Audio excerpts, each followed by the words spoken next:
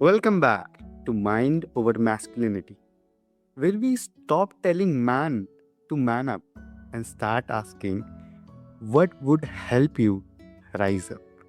I'm Yusuf, and today we are exploring a topic that sits right at the crossroads of real life and real leadership: men's mental health, mindfulness, psychology, personal growth, relationships, and well being, and how all of that directly shapes the way we lead.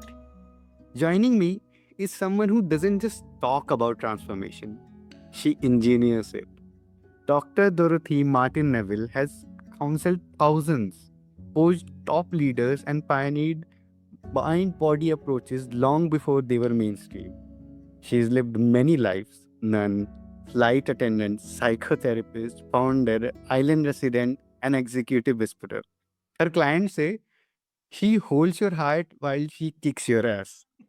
And honestly, that's exactly the kind of love leadership needs. So if you're a founder, a father, a friend, or a man who's quietly carrying too much, this conversation is for you. Dr. Dorothy, welcome to the show. Hello, thank you so much. It's great to be here. Pleasure is all ours. So, Dr. Dorothy, men often carry an invisible load: stress, unspoken fear, old narratives about worth that leaks into how they lead. What are the subtlest psychological tells that a leader's mental health is steering the ship more than his strategy? What I would say to you is that we can have all the strategy in the world Mm, if we are not comfortable in our own skin, if we are not comfortable with who we are. They mm, rely on the external strategy to make everything work.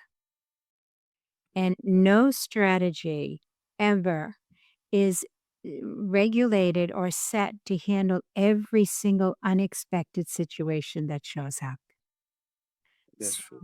what happens when life shows up? Because we could have the best plans, we could have the Mm, best strategy, procedures, protocols, everything is in place. And yet, we're dealing with human beings. We're mm, dealing with people with emotions. If, God forbid, my child was in a serious accident this morning and I show up for a meeting with you, I'm mm, going to be fully present. true. As much as I try to, I'm not going to be fully present. If, as Mm, a leader, you could understand, I still have the same knowledge I had yesterday, the same expertise, the same mm, intuitive knowing, because intuitive knowing is as important as intellectual knowing. I still have the same intuitive knowing, but I'm pulled. As a leader, if you don't just look at the strategy, you look at the person in front of you. You can mm, say, it was supposed to be a 1 hour meeting. Why don't we stop at 30 minutes? You can call the hospital or you can call your partner, whatever, and see how your child is doing. Immediately, that person relaxes. They don't feel that they're at a huge distance. So that mm, humanity that we just brought into our leadership was mm, in the strategy, but that humanity that we just brought into our leadership allowed the mm, person in front of me, male or female, to take a deep breath and relax. And now they can be far more present with me at this meeting to discuss whatever is going on in the office. Or mm, their creativity will be much more alive to help me look at where we're taking our next product. And so if humans are relating to humans, mm. we're doing and I love AI, there's nothing against AI, but if humans are relating to humans, we're far more productive and far more present in the work we're doing. Yes, that's true and very powerful as well because, yes, no offense to AI and all the agentic flows that are coming up, but we humans are made that way that we need humans to prosper. We need humans to understand our emotions, to share our warmth with each other. Absolutely. We need Yes. people who can laugh with us. We need people who, whatever our faith system is, and to me it's irrelevant what your faith system is, but to have Mm, somebody who understands your point of reference, that understands how you see the world, mm, and that also with humor can help you keep things in perspective. You then have somebody who sees you, not just employee number 463. They see you, and it's such a difference. You mm. know? They're not an employee, they are a person, they are a friend, they are someone, Right. not just an employee. Yeah, that's powerful. Yeah, and Many. what I teach is that when you're the head of a company, whether it's a major company or a company you founded, when you have a vision for this Mm, company, what it's going to achieve, and you don't just have people working for you, you share your vision with them, not just mm, of a successful company, but we're gonna be impacting these kinds of people in this kind of way at this time, and it becomes their vision. mm, You're now a united team all working with the same vision. You may be the owner of the company or the head of the CEO of the company, but we're a team now because we've got a shared vision, not just working for the same mm. company. Vastly different. That's very different. And that's more productive, more powerful, and more, maybe it's a superpower if I have a team like that with me. Yeah. Many high performers confuse hypervigilance with mindfulness. They Oh, are alert, yeah. but they are not aware.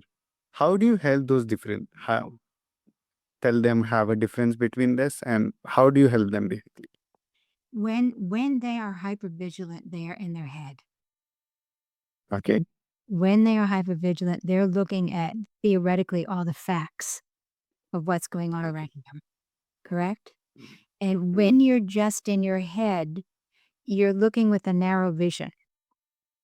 mm, If instead of hypervigilance, they stepped back and they saw the same thing, but they saw the synchronicity of it, mm, they saw the flow of it. What they're going to see at that point in time is how things are moving together or not. They're mm, going to see, and this is obviously, they're seeing with the physical eyes, but they're seeing deeper than the physical eyes. They're seeing a smoothness or a lack of smoothness in the flow, right? mm, And that's mm. because in mindfulness, you're present to the multiple levels of existence. Yes. In hypervigilance, you're only seeing what's obvious Mm. and you miss the most important part of the equation. Wow. That's so subtle, that's so simple, that's so easy, but again, that's so powerful. Yeah. That's Can you have any, yeah, is there any trick or any practice that you teach such kind of people? any trick that I would teach. Is that what you Yeah, said? for yeah, yeah, yeah. To develop, it's developing a comfort, all Mm, right? Developing the understanding that leadership is a calling mm, that we're called to. Leadership is a calling to stand solid, stand up present and solid and say, I know people are following me. That's not a burden. That's an excitement. That's a joy. And so my spiritual calling is to lead them to wherever, right?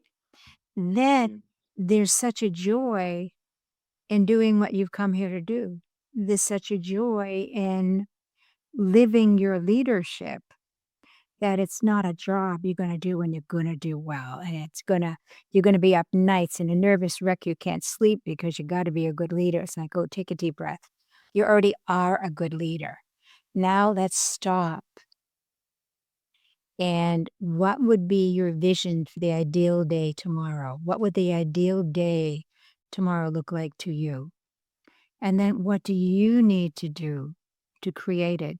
And you realize we don't control a thing. Many high level CEOs making millions of dollars a year have this illusion that they're in control. mm, When the fact is, you know, you can, and I say this to people here, you can put 14 locks on your doors to protect yourself and keep you safe. But a tornado comes through, it doesn't matter if you have 80 locks on your door. The tornado is going to take that house. So we can have an illusion that I've got it all safe. No, we don't. mm, Everything is relative. Everything is relative. mm, Um, and so leaders don't have anything in control. What happens is if everybody else does what's expected at the mm, highest level, then it runs smoothly, but they have no control over that. You know, and there's this illusion. So, with my experience is many leaders take on vast amounts of burden, not joy. They take on vast amounts of burden that it's their job to make sure everything runs perfectly. And I would say to you, it's their job to make sure everything runs. And then as they develop people beneath them who can oversee more than any one man or woman can see, then they develop the people, not just the position, but the person in that position. And you all have the same vision. Then mm, they can let go of they have responsibility. Yes, if someone says we should be hiring 3 more people to do this, can they financially afford it? What do they need to do to find the money to support it? That as a leader, now there's their creativity, their ability, because they've got more exposure, they know more people, they know more understanding of the business and the financial situation, and they can do things. But that's their leadership, but it's not a burden. It's a joy. And they don't have to have all the answers, which many leaders believe they have to have all the answers. I can assure you, I founded 5 companies. We don't even have all the questions, much less all the answers. You know, the questions show up as you're doing your work, right? Because as you get better and better at something, you see it far more deeply. And when you see it far more deeply, you see far more potential. So now you create far more questions that you couldn't mm. see way back then. You know, True. it's an adventure. This is a journey we're on. It's not this rigid line we're walking. This is a journey we're walking. Yeah, that's a very good metaphor. If we take it like we are on a ship journey, you are the captain, Right. and your crew is there. Everyone is doing their job. Maybe some is handling handling cooking, some is a doctor, and someone is looking out, scouting to see. Yeah, that's true. But the main point that I could get from your observation and your uh, is that you must be aligned with your team. Yeah, That's that's a good point. absolutely. Yeah. Hmm. And how should a leader do hard conversations?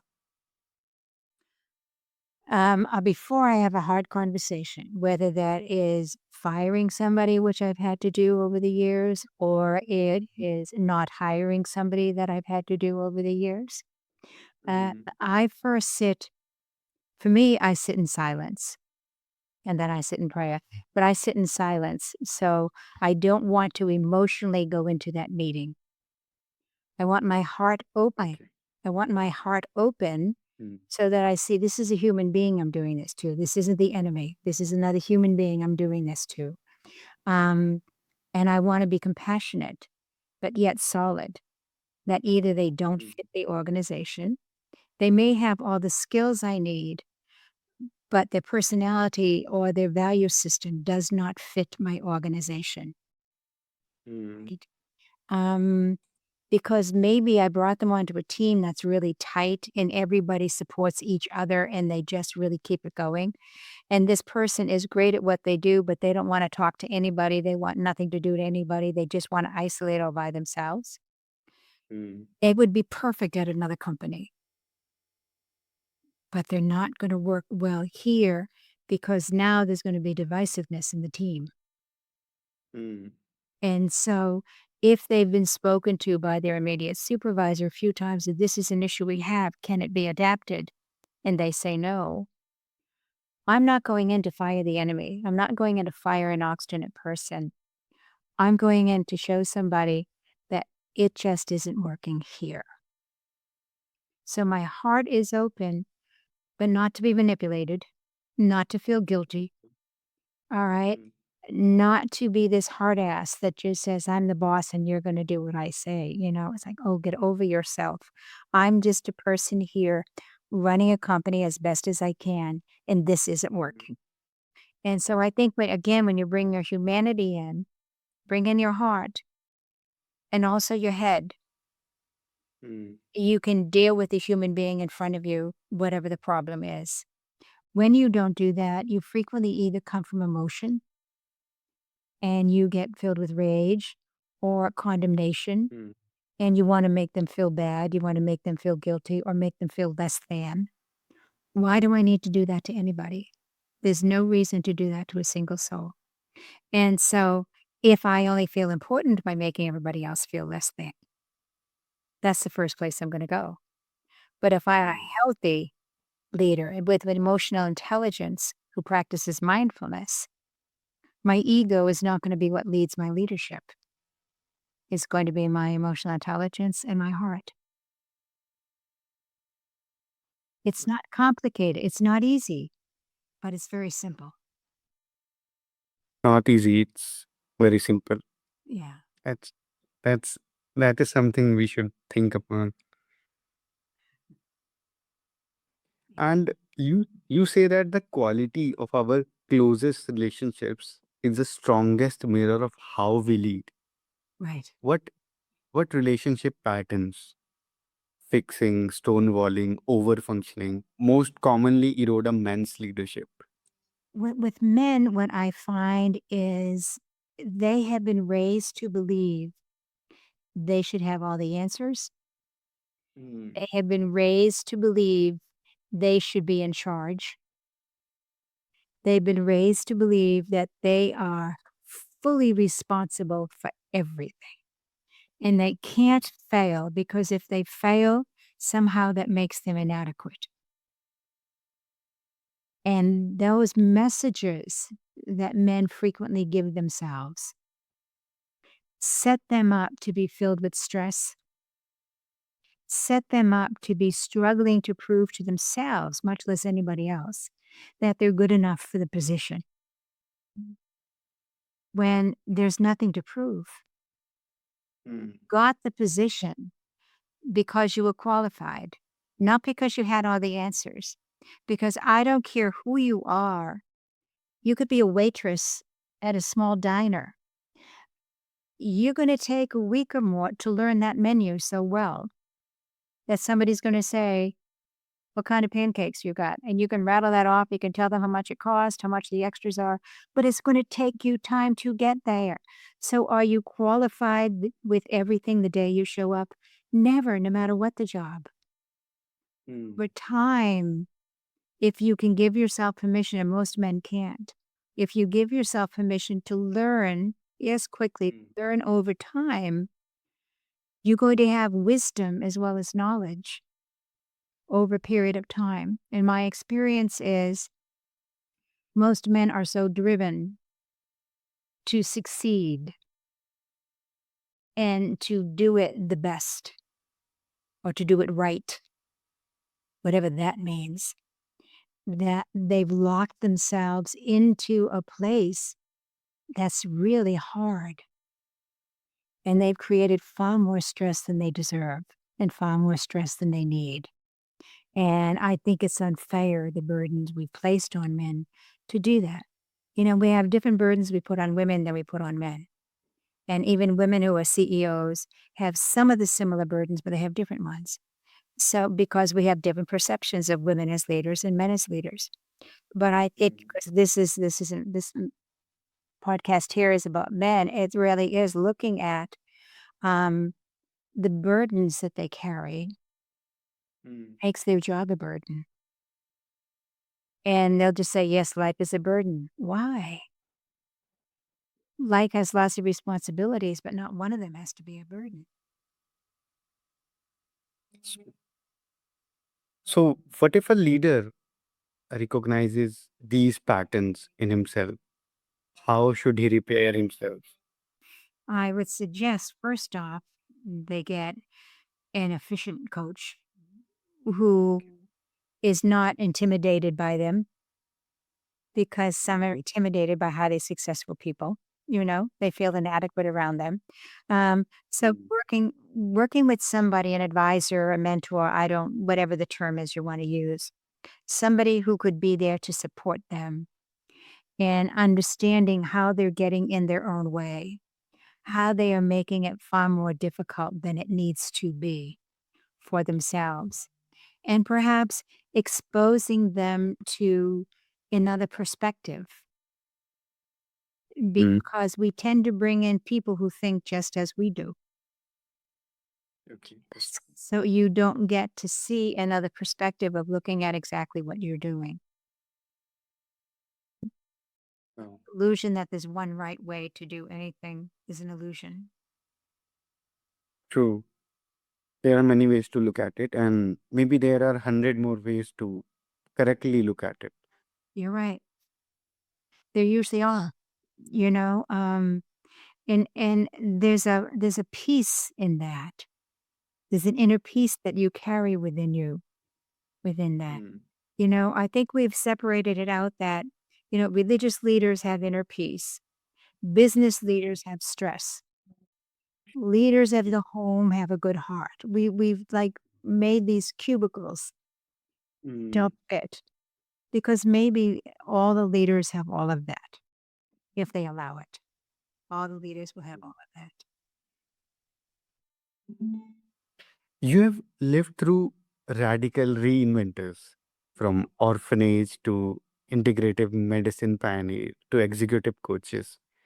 Was the most liberating belief a male leader can adopt when he realizes the identity that got him here can't get him there where he wanted or wants to reach?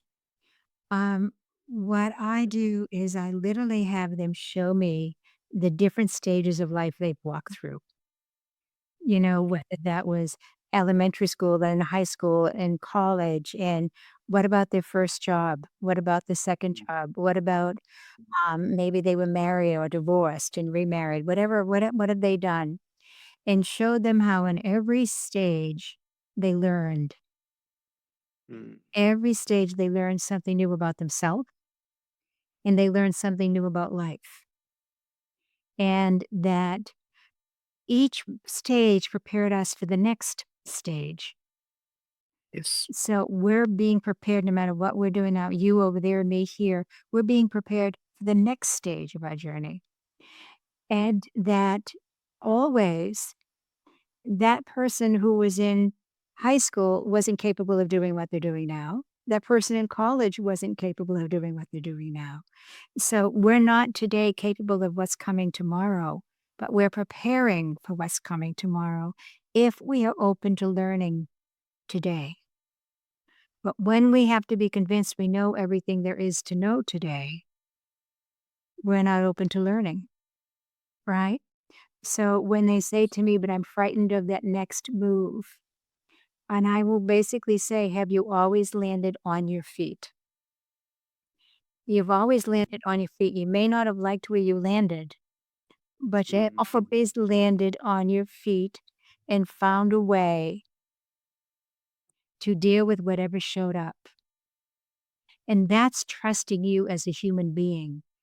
It's not Mm. trusting you as a CEO or a CFO or whatever the case is. It's trusting you as a human being that somehow I'm still alive. Somehow I have always managed at every stage of my life to figure out what was needed to go to the next one. And if that's always worked, why would it stop working today? And when they can see it that way, it's like, wow, I wasn't thinking about that. I was thinking I should be completely prepared. You can't be completely prepared for anything. You can prepare as best as you can. But as I said earlier, you're going to arrive and realize, hmm, I learned everything I need to learn, but now I don't know everything about this company. And I'm not going to know the dynamics of this company. until I work in it. So I bring this vast knowledge and experience, but it's not in this company that has its own culture, that has its own unofficial leadership strategy that's set up to go, that you learn by being in a place and realizing, yeah, I'm going to get it. I always do. And then you start trusting you.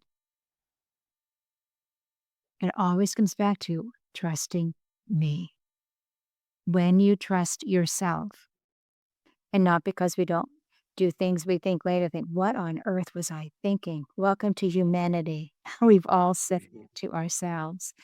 But because even if I do something I later shake my head at, I'm going to ultimately figure it out and I'm going to go forward.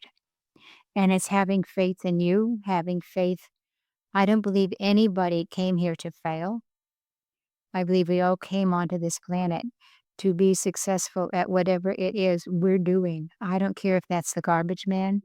I don't care if that's the CEO of an international organization or the head of a family.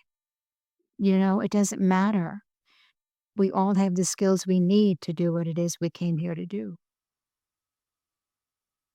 That's that's so I feel like happy listening to this because most of the times a person, especially male, doubt themselves, but they should realize that they are enough and they are learning to be a better person every day with every breath they are taking.